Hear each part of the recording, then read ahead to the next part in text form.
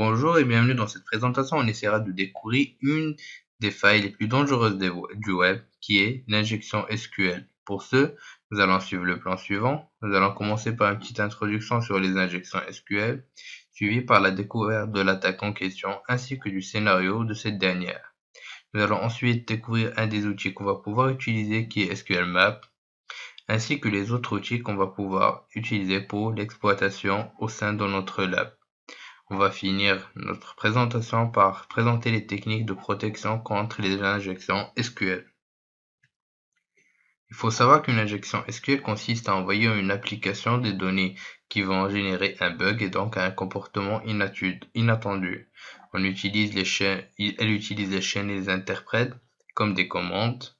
C'est une des failles les plus communes au niveau du web et les plus dévastatrices. On a eu l'exemple de Sony qui a perdu des millions de données qui ont conduit à la perte de plusieurs millions de dollars juste à cause d'une simple petite injection SQL. Je dirais aussi que c'est la faille la plus critique du web et qu'elle est aussi la plus répandue au sein du web car on retrouve de plus en plus des techniques de plus en plus avancées pour l'exploitation de cette dernière. Elle permet donc d'accéder et de modifier librement la base de données. Donc, concernant l'attaque en question, l'application fournit généralement un formulaire ou un espace de login ou autre input pour l'utilisateur. L'attaquant envoie la requête dans les données du formulaire, comme on le voit au niveau du schéma. L'application transfère les données à la requête SQL. Donc l'utilisateur va lancer sa bombe. On va faire passer cette requête vers la base de données, qui est la quatrième étape. Donc le service de base de données lance la requête contenant la bombe et renvoie le résultat de recherche à l'attaquant. Donc l'application renvoie ce résultat à l'attaquant et c'est ce renvoi qui contient la réponse que l'utilisateur essaie d'exploiter. Donc la requête il va essayer d'exploiter pour récupérer une réponse telle que les noms d'utilisateurs et les mots de passe de tous les utilisateurs au sein de la base de données. Donc on a un exemple de scénario de base.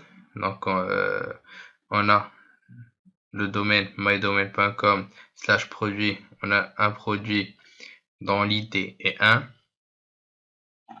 Donc l'injection consistera à donner par exemple un ID de produit, d'ajouter une union avec la requête select username password from users, donc la sélection de tout ce qui concerne le nom d'utilisateur et les mots de passe de la table utilisateur. Donc la requête résultante va être la suivante. Donc on aura un select de nom du produit, de la description depuis la zone de produit, où le produit où l'id du produit est 1, 2, 3. Union encore une fois avec un select sur le nom d'utilisateur et les mots de passe depuis la table utilisateur. Donc un des outils qu'on va pouvoir utiliser au sein de notre formation qui est SQLmap. SQLmap est un outil extrêmement puissant. Il supporte le MySQL, Oracle, PostgreSQL et Microsoft SQL Server. En plus de ces quatre systèmes de gestion de base de données, SQLmap permet également d'identifier Microsoft Access, DB2, Informix, Sybase et Interbase. On a un support pour énumérer les utilisateurs, les mots de passe, les privilèges, les tables, les colonnes, etc. On a une prise de charge de plusieurs techniques d'injection SQL, en aveugle, autrement dit blind SQL, union, etc. Permet aussi une prise d'empreinte des serveurs web et on a une intégration avec d'autres projets tels que WAF ou encore Metasploit. On a aussi l'existence d'un support de méthodes d'authentification tels que l'HTTP basique, le NTLM et par certificat même. On a aussi bien d'autres options qu'on va pouvoir découvrir surtout dans la formation sur la sécurité et le hacking avancé. Les outils qu'on va pouvoir utiliser au sein de notre formation sont SQLmap, OWASP Zap encore une fois qui est un outil incontournable pour la recherche de failles. On va aussi pouvoir utiliser l'outil Hash Identifier qui nous permettra de trouver le type de hash qu'on aura récupéré à l'aide de SQLmap. Mais aussi on va utiliser la logique, c'est le plus important, car rien ne remplace l'exploitation, la recherche de failles d'une façon traditionnelle à main nue. Rappelons-nous que la plupart des outils donnent des faux positifs et qu'une vérification à main nue est la plus importante étape que vous puissiez faire. Sans plus tarder, passons à l'exploitation. Une fois au niveau de notre machine vulnerable web application, de notre application web donc vulnérable, nous allons nous diriger vers la zone de SQL injection. Alors, ce qu'on va essayer de faire, c'est donner une ID telle que 1 pour pouvoir la répondre. Donc l'ID 1 nous donnera le nom d'utilisateur et son nom qui sont admin dans ce cas. Donc pour voir d'où vient, pour voir si la faille déjà est présente, on va essayer de donner comme paramètre 1 et juste une toute petite apostrophe qui nous donnera une idée sur l'existence de la faille. Donc effectivement, si vous avez une erreur, vous avez une chance que la faille soit exploitable avec succès. Donc on va revenir. Donc pour comprendre déjà d'où la faille vient, on va se diriger vers la source. Rappelons que le Dev Vulnerable Web Application nous donne accès à la source qui nous permet de comprendre exactement ce qui se passe. Donc ici on remarque que la variabilité récupère donc le paramètre id qui est passé grâce au get.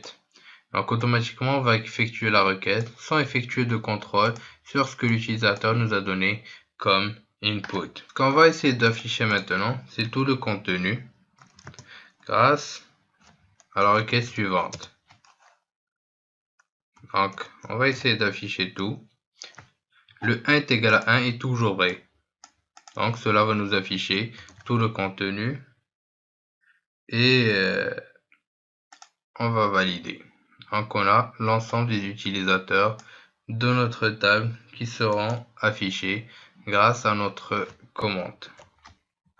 L'étape suivante consiste à récupérer la version du serveur qu'on est en train d'utiliser. Pour ce, nous allons réutiliser notre requête, la requête suivante, mais cette fois, on va ajouter une union.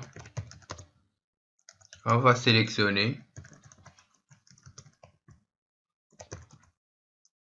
la variable version. Ensuite, on va exécuter.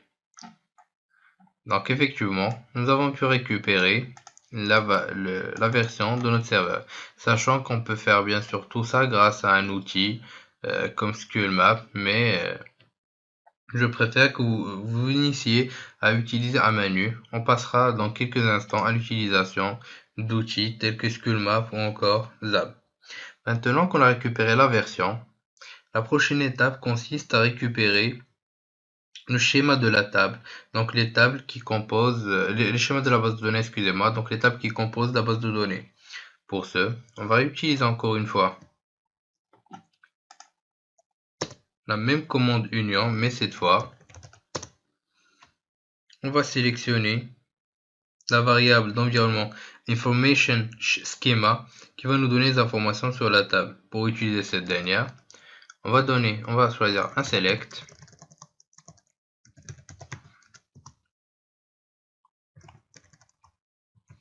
Donc, le nom des tables, à partir de donc on va choisir information schema, donc là la base information, il faut faire attention au nom.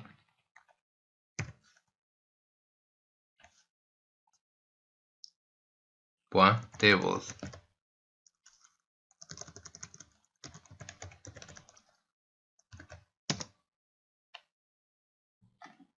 Donc voilà, on a le nom de toutes nos tables.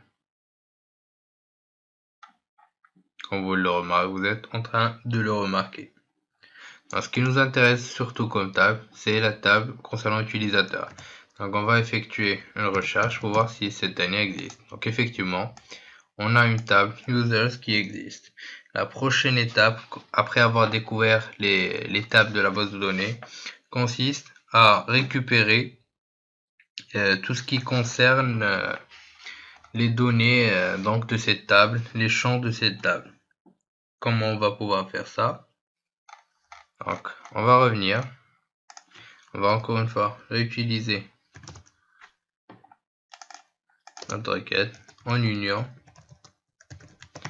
On va sélectionner la colonne depuis, encore une fois, information schema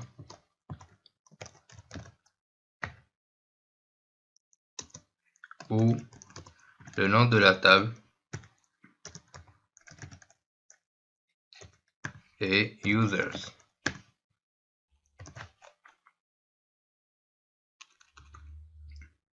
Donc bien sûr, on est en train de récupérer les colonnes qu'on va valider. Ce qui nous intéresse surtout, c'est user et password comme colonne. Donc c'est ce qu'on essaiera de faire tout de suite. C'est la récupération des valeurs de ces champs. Donc encore une fois, on va faire une union avec la requête select null. On va concaténer user avec password à partir encore une fois de la base de la table user, et on va lancer, et voilà, on a pu récupérer nos hashes, les noms d'utilisateurs et les hashes bien sûr qui lui sont assignés. Maintenant il vous reste plus qu'à chercher ces hashes. Pour chercher les hashes, vous pouvez soit directement utiliser un cracker, donc comme John the Ripper ou encore comme Hydra pour trouver vos mots de passe, des brutes forcées, utiliser des dictionnaires. Vous pouvez aussi être plus intelligent et malin et d'abord avoir une idée sur le type de hash que vous êtes en train d'utiliser. Pour ce, on va utiliser l'outil hash identifier. Donc il suffit de taper hash identifier au niveau de l'autre invite commande. Vous allez ensuite copier votre hash. On va le coller. Et on aura automatiquement les possibilités les plus probables pour ce hash. Donc principalement CMD5. On va ensuite se diriger vers notre navigateur. Vous pouvez aussi utiliser des bases de données publiques où on a des hashes déjà prédéfinis. On va choisir par exemple le site MD5 Cracker. On va voir si le hash existe. Donc, il suffira de donner le hash, choisir l'option craquer. Donc effectivement, cela existe. Le mot de passe équivalent à password et que c'est correct puisque c'est celui qu'on est en train d'utiliser.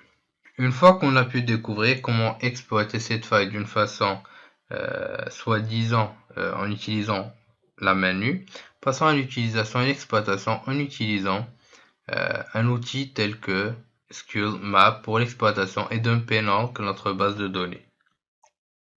Vous pouvez donc utiliser SQL Map en utilisant la commande suivante. Il suffira de taper SQL Map-U pour notre URL, -cookie afin d'utiliser nos cookies pour l'authentification.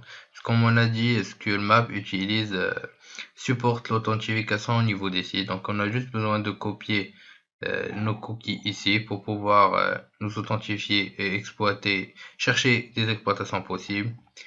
Vous pouvez aussi ajouter l'option -dump pour dumper, donc enregistrer la base de données au niveau local, ou encore juste les afficher sans la commande dump. Donc dans notre cas, on laissera le dump.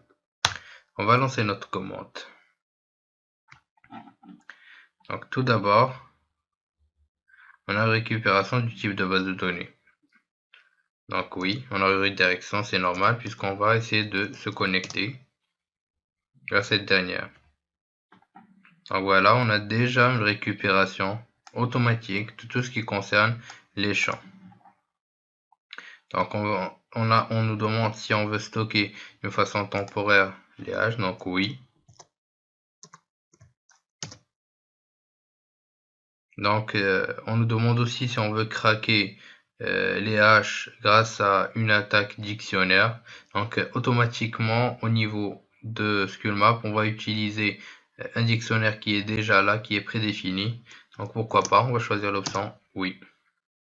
Donc automatiquement, on va récupérer toutes les tables de la base de données et les enregistrer. Donc le crack des hashes a été fait d'une façon automatique, comme vous pouvez le constater. On a les utilisateurs, le mot de passe haché et le mot de passe craqué. Donc vous pouvez aussi accéder à ces informations en allant vers ce répertoire.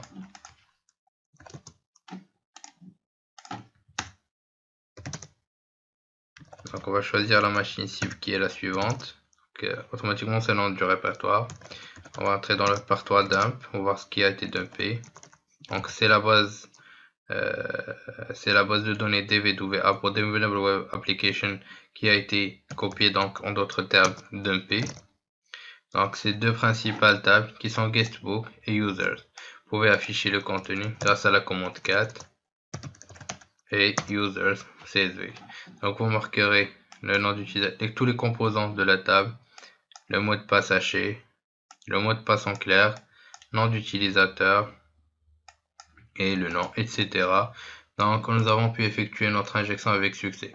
Donc vous pouvez aussi trouver cette faille autrement que utilisant un outil comme SQLmap ou un menu, en utilisant encore une fois l'outil dont on a parlé qui est le zap.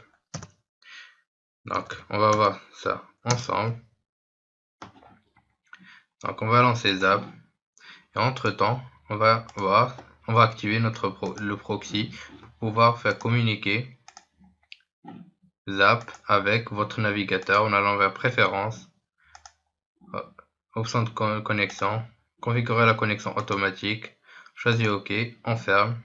On va revenir pour voir si notre outil a bien été chargé. On attend quelques secondes le temps du chargement de ce dernier. Et voilà. Donc, ce qu'on va essayer de faire, c'est de nous rediriger vers la zone d'injection.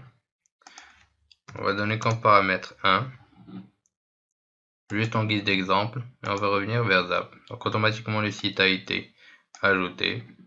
Ce qu'on va essayer maintenant, c'est de scanner le site pour voir s'il existe une faille de type SQL injection. Donc on va choisir l'option encore une fois balayage actif et lancer le balayage avec les paramètres par défaut. Donc automatiquement notre Zap, donc Z Attack Proxy, va tester toutes les variables possibles. Ensuite, on se dirigera vers les alertes une fois le scan fini pour voir si on a eu quelques résultats. Vous remarquerez que l'utilisation de Zap est vraiment très facile et vraiment assez avancée quand même pour la découverte de failles. Donc voilà, on a pu découvrir notre injection SQL.